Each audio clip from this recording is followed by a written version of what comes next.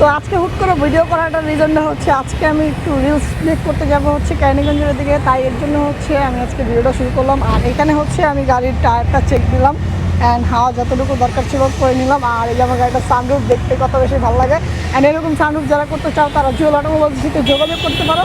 And এখন চলো কথা না বাড়িয়ে আমরা চলে যাই রিলস মেক করতে। Let's go guys.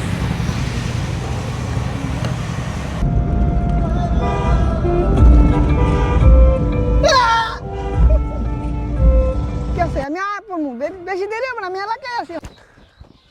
আর প্রচুর পরিমাণে গরম, ভিডিও শুট করার জন্য মাটিতে শুয়েছিলাম এন্ড পুরো এডি সব চুলকাইতেছে।